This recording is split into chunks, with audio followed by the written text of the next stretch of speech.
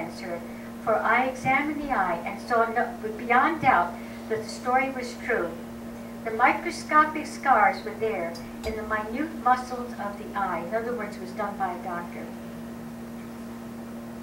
Okay, so today I want us to all know that don't let them lie to us. Don't believe the lies.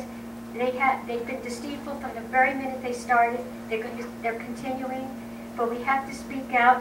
And I want us to not be forgotten. I hate the word forgotten, genocide. It's not forgotten, it's remembered. From now on, remembered. Let's get rid of the word forgotten. They want us to forget. Thank you.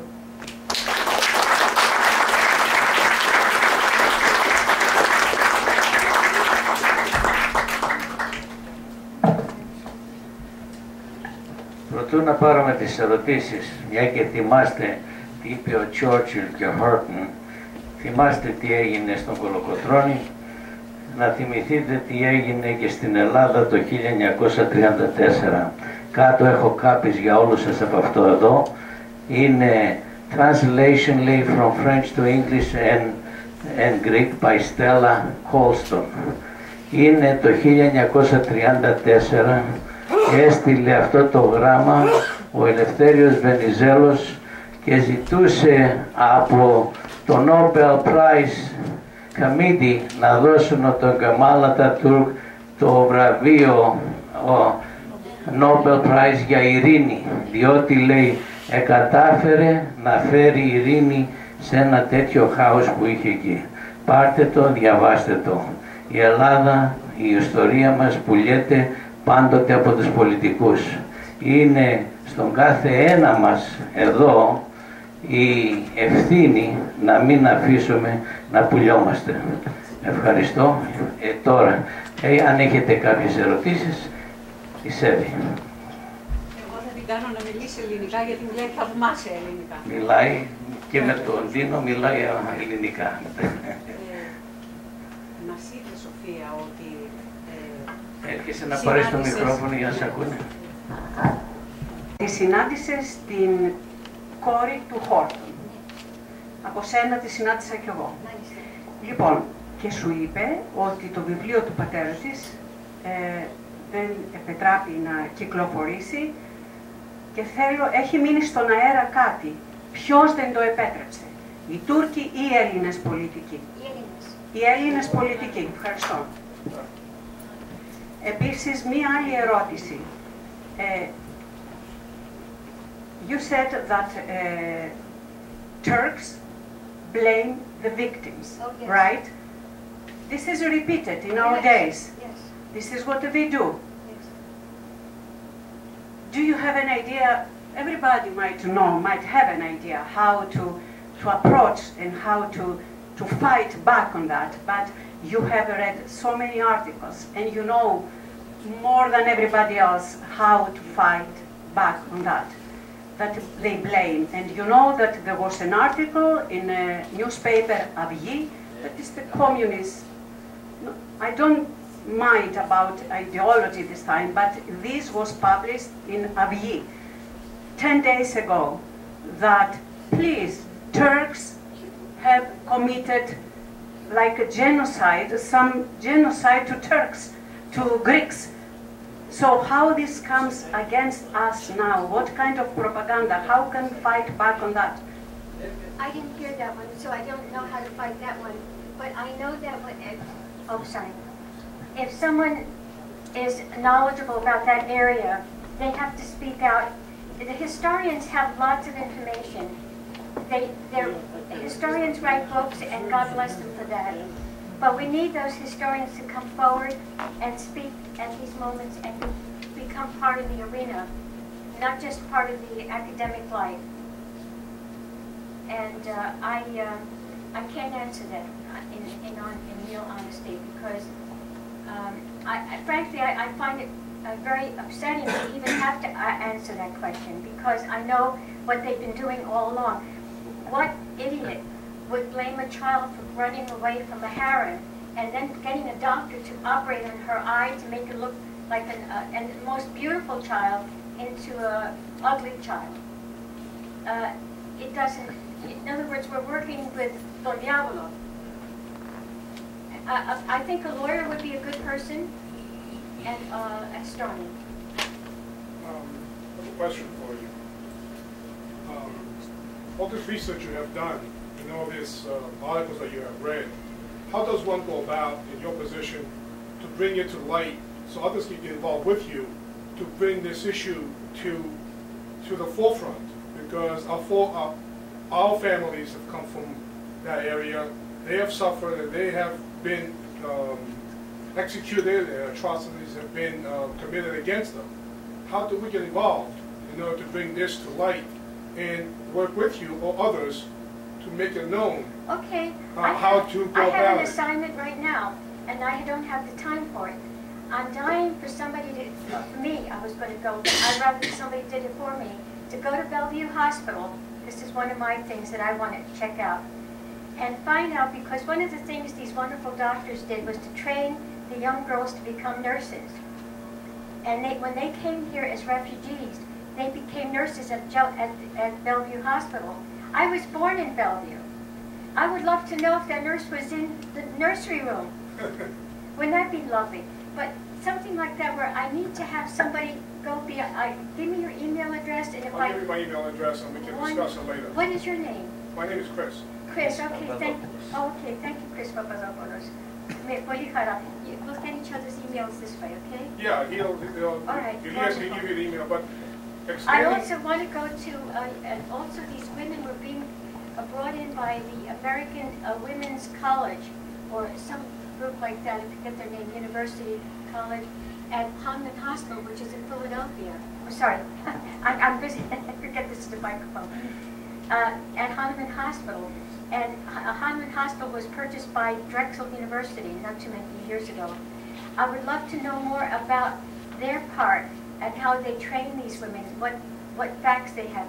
That's more on a medical level, but it doesn't always have to be with precisely the genocide itself, but the people around it and how they function to make this. And tonight, thanks to, all right, here's a wonderful example. Dora Sakayan, who's a wonderful Armenian scholar from Canada, discovered her grandfather's journals, and as a result of that, she wrote up his journals, and then had them translated into 9 languages. One of them was Turkish, but meanwhile, because of my emails, I became friendly with her. I call her my Armenian sister. And so there was, and she speaks Greek because when her grandfather came to Thessaloniki the book was called An Armenian Physician, Dr. Hachikarian, I'm going to mess up the title now, but anyway, Sakayan, but hers is Sakayan, but his was another name. But anyhow, they went to, then he had a daughter there with him, who then became the mother of Dora. Dora learned Greek in Greece because she was raised there. But she also had a dada, a nanny, who was German. And therefore she learned German. So she was able later on to go into German papers and so on. And I could go on and on about Dora. But one of the things that happened recently with Dora, she emailed me, called me, and she told me about this wonderful gentleman here, Mr. Zarek. Zarek, would you please stand up? Oh, there you are. I said hello to him because I never saw, I apologized. And Alina then. Oh, how nice, thank you. I'm looking in the wrong direction. Oh, please come up. This is so important. This is one of the things that people reach out and then become something else. These are Armenians. They are fantastic films. Hi, sweetheart. Thank you, thank you. Thank you. Anyhow, now it's real. And I want them to speak. But I found out that they are involved in documentary filmmaking. Oh, sorry. And I have to learn not to put this hand out. Don't blame her, she's in love, you know. I am. With the truth. That's it. But anyhow, They were doing a research on the Near East Relief Group. If it wasn't for them, thousands, hundreds of thousands of our children would have been dead. They were remarkable people. They collected money and fed them and so on. They're doing a lot of research to do a documentary film on it. And Dora knows that I've done a lot of work, so she asked me would I help them, and of course I have, with open arms. And I've given them information which they are going to use more and more, I'm sure. And we'll be more in touch. And now, more so. Wow, that made my day. It was worth getting up at 4 this morning. So. I'd like to say a word. Oh, yeah, yes, I was going to give it to you. Oh, if you're not finished. No, I'm finished. First of all, She's lying, she's never finished. it's never finished. I know that. It's never finished. It's always just beginning. Something else for Sofia. Something else. We know how that is because she's been doing this for a very long time. My wife and I have been doing this particular project for about 3 years now, and so we know how it is. We feel like we just started. Every week we feel like we're at the beginning again because our knowledge is constantly building. But it's for us, it's a pleasure to be here. I've lived among Greek people most of my life, in Astoria, here and there, and I've always felt this. My grandmother was born in Athens.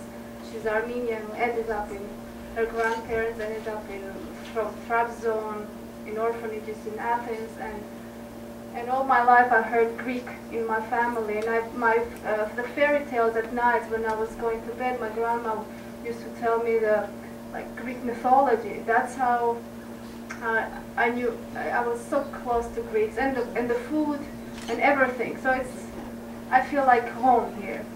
Yes, it's very. Like my people. And I want to thank Ms. Kostos.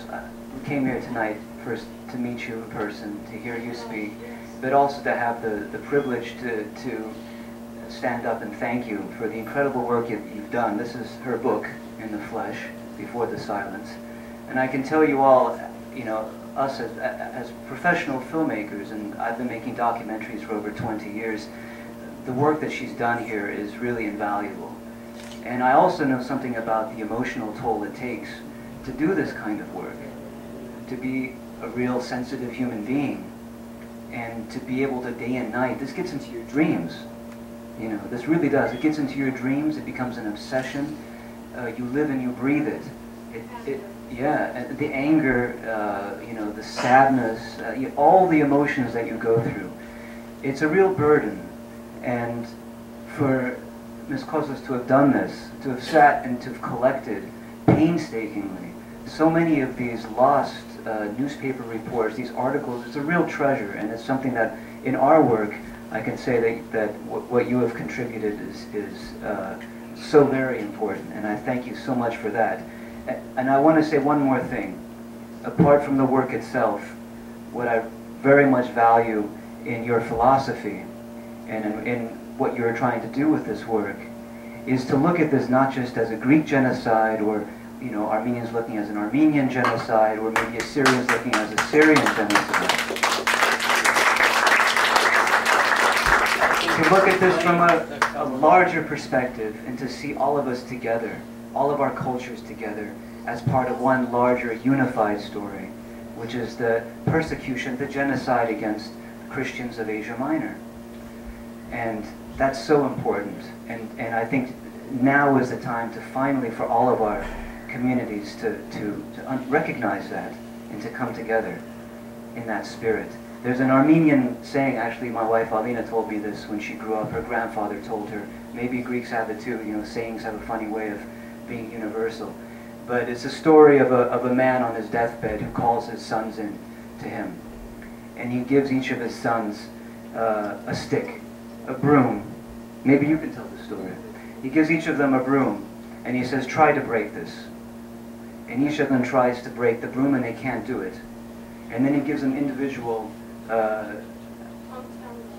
untangles the broom and gives each of them individually one of the strands, and tells them to break it, and of course they can break it easily. And he says, there, I want you to be like this broom, always together, united, the three of you.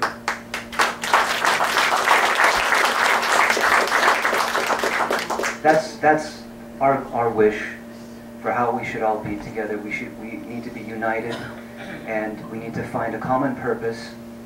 And if you'll indulge me, just the last thing I would like to say. The gentleman asked, what people can do, and it's as Ms. Kostos revealed in her own research, how this history is sort of parceled out in families, among individuals.